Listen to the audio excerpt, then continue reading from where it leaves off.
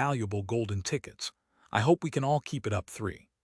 Chapter 11, 88 Third Order Air Manipulation, Heavenly Wind and Immortal Shield. Demigod.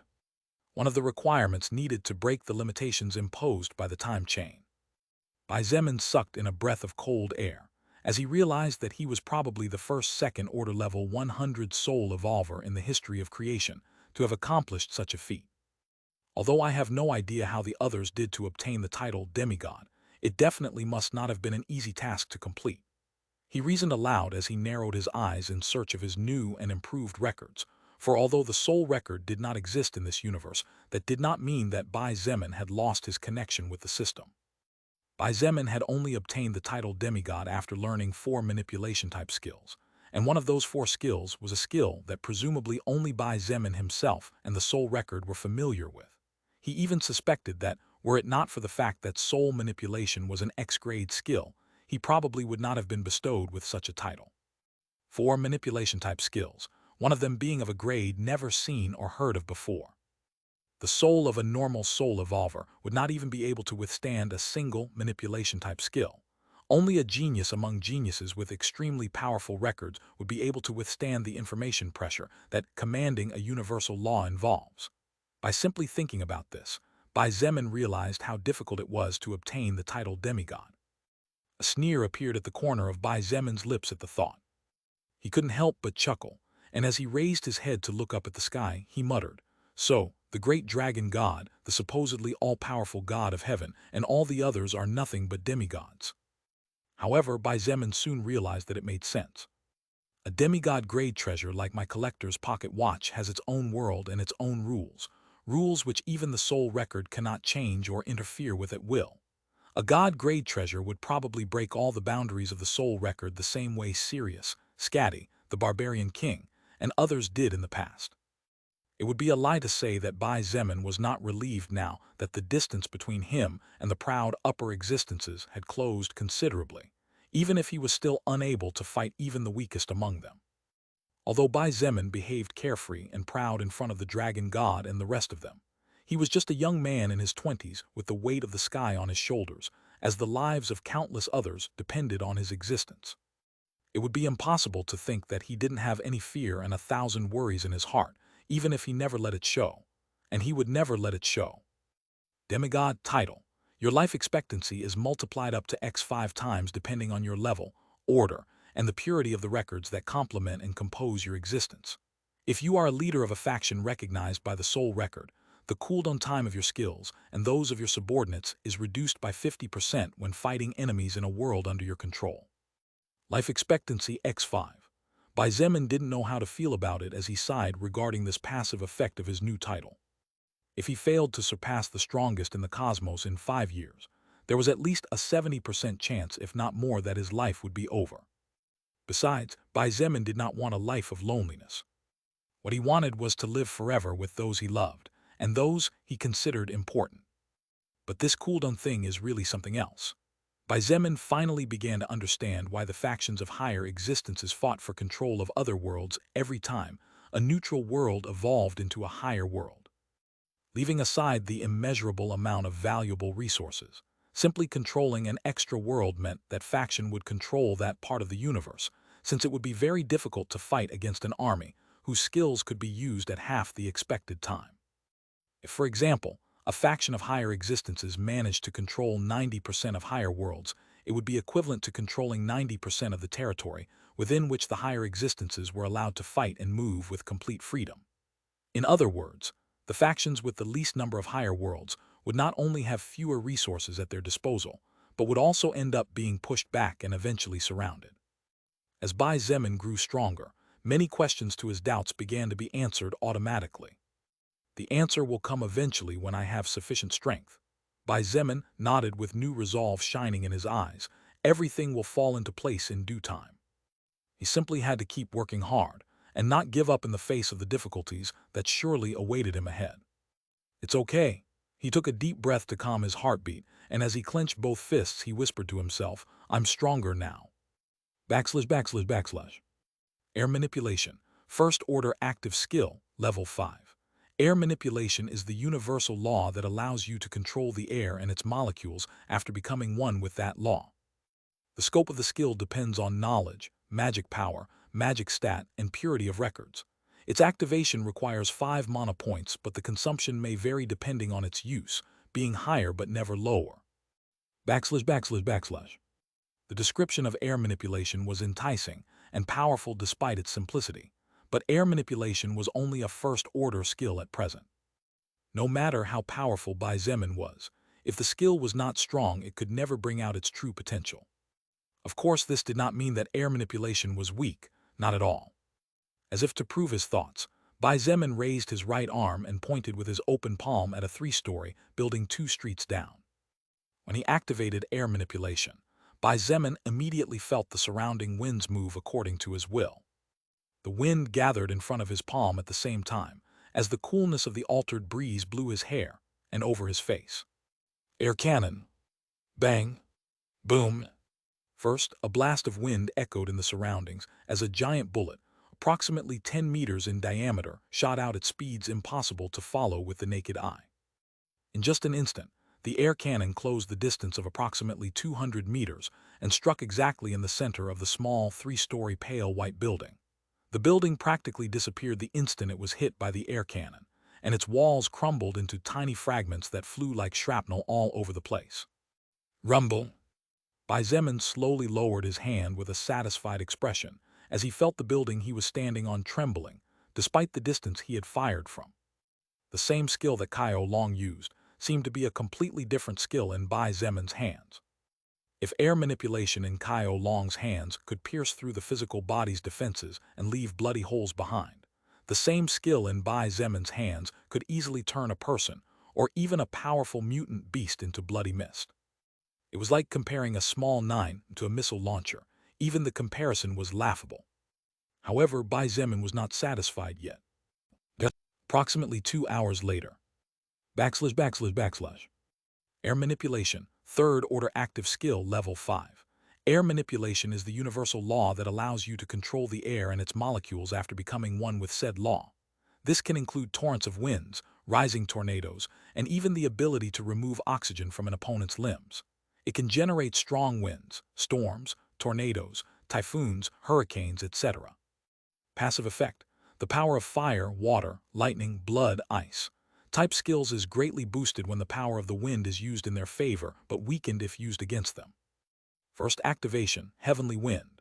During the limited time period of 10 minutes, increases agility by 5,000 points. The body will experience a great degree of pain during and after activation. It consumes 1,200 mana points to activate, and although it can be used unlimitedly, the consumption, as well as the consequences after each activation, will be multiplied x2 within 24 hours after the last activation. Second activation, Immortal Shield. Cast a wind barrier using the density around you. The power of the spell is multiplied x 1000 when used in conjunction with gravitational, spatial, or sonic skills intended for defense. Consumes 10 mana points to activate and has a cooldown time of 20 minutes after its activation. //// Bai Zemin sat on the roof of the building as he looked at the new air manipulation with a big smile on his face. He didn't dare use the power of air manipulation here, but Bai Zemin knew that if he let loose completely, he could easily use the wind from a good portion of the atmosphere to give birth to tornadoes, and even hurricanes whose destructive power could easily wreck entire cities in a matter of minutes without him doing anything. In fact, things like breathing underwater were already considered child's play to him.